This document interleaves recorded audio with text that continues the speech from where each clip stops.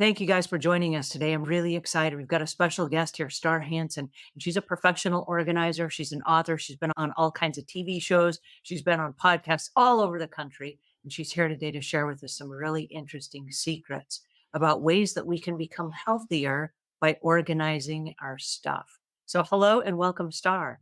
Oh, it's so good to be here with you, Angela. Thanks for having me. When you talk about the clarity of intention, you've got a whole community that's built around this. Can you tell us a little bit about your community? Absolutely. So, when I started launching my digital programs in 2019, I think I launched my first class and I immediately felt panicked because I was like, whoa, people don't need this once. They need it ongoing. They need ongoing support. They need ongoing education because organizing is not simply a task to complete, it's a healing journey. Clutter didn't show up overnight. It's not going to get solved overnight. For many people, it's been decades in the making.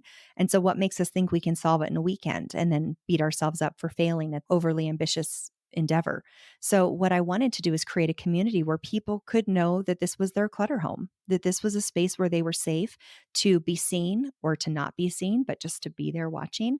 And what we do in the community is we take the time to organize a different room every month. So even if you're not doing a big overhaul, you're at least making contact with that room versus ignoring it and pretending like it doesn't exist until it's a real issue. And then we also do Q&A. So you have my ear, you have my insights. I will give you as much support as I can for the projects that you're working on. We do group organizing sessions, which is so powerful, especially with those who have ADHD or those who work really well in community.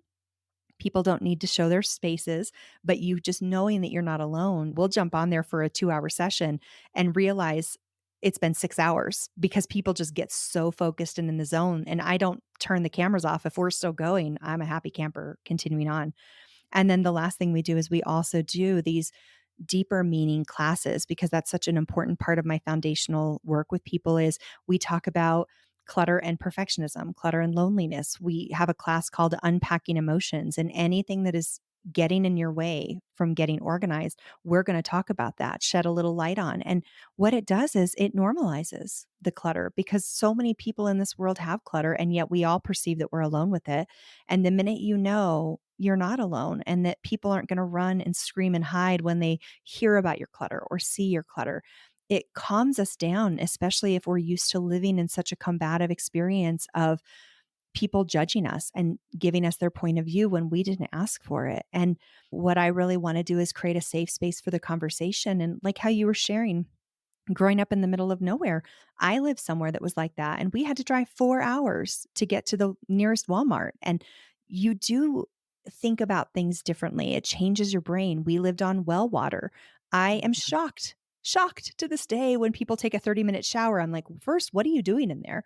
Second of all, I'm like never not aware of the limited resource of water. It's like those things change your brain. And I want to be more mindful of my planet. But some of them, like, yeah, owning 3 shampoos any given time, it's hard to take ourselves off that train. And so, what we want to do is just create a safe space to be able to talk about these things, laugh about them, lighten up about it instead of feeling ashamed. Oh my gosh, why do I have 20 lotions under the sink? Well, friend, it's because you don't want to waste and you love the planet and you're trying to do your best, but you don't like the smell of mango lotion. And that's cool. We just want to create space where it goes from judgment to conversation and lightness and ease, and organizing becomes a very loving self care instead of some monstrous task to complete.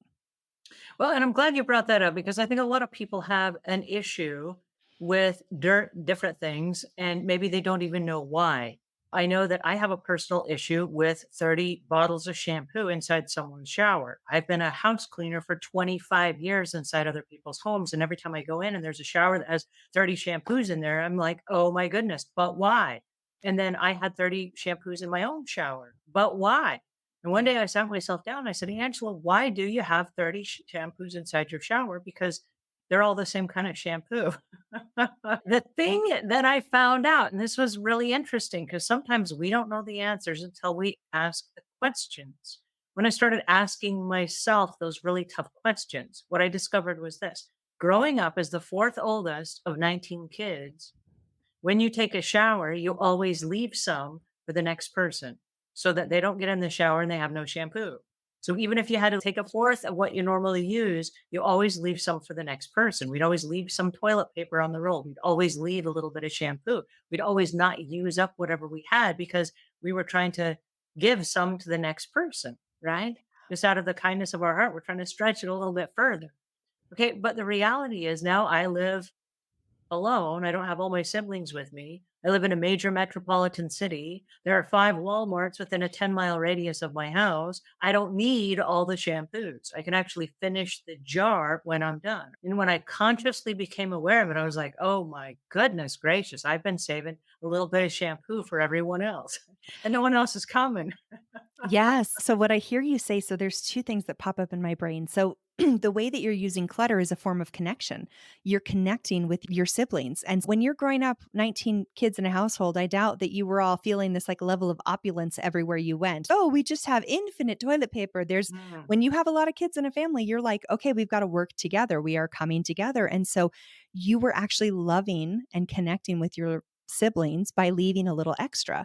And so there's probably a part of you that still feels that warm connection to them just by without even realizing it on a conscious level.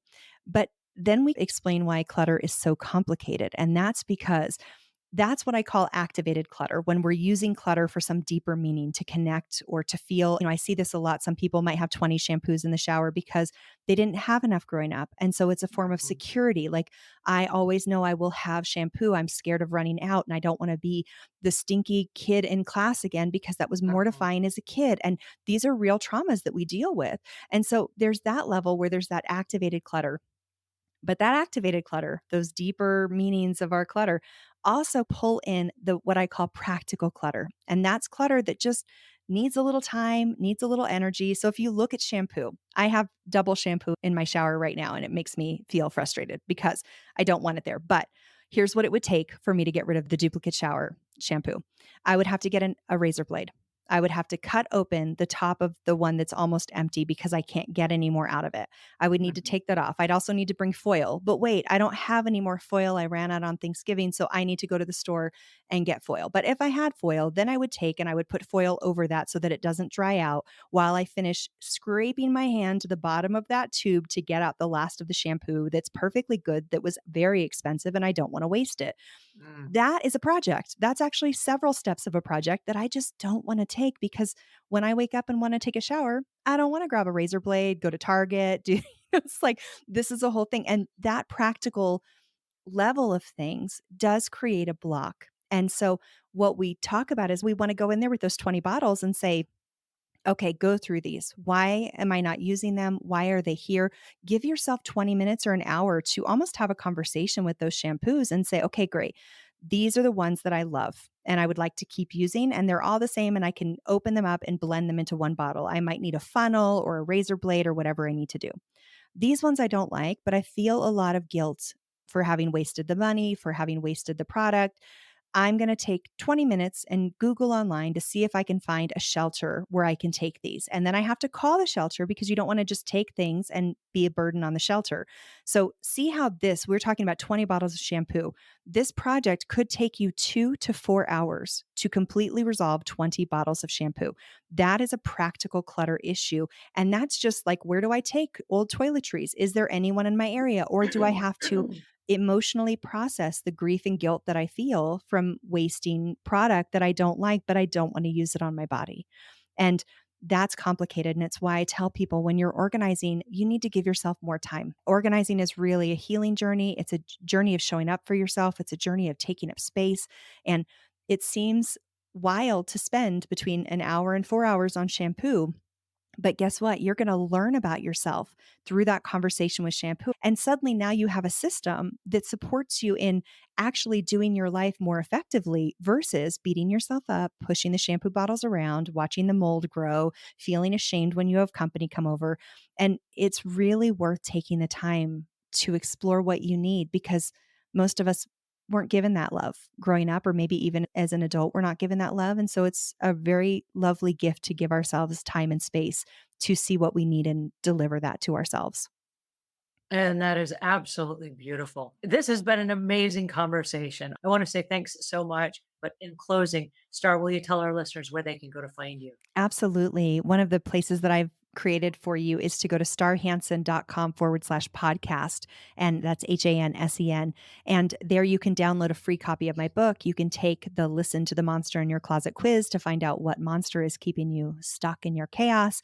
And that's a great place to start because on my website, I have a ton of free resources for you to dip your toe in. I'm also on all major social platforms. So come hang out with me, ask me questions, and show up. It would be great to say hi to those who've watched this and listened in. Thank you so much for your time today. This has been amazing. Thank you. Thank you, Angela.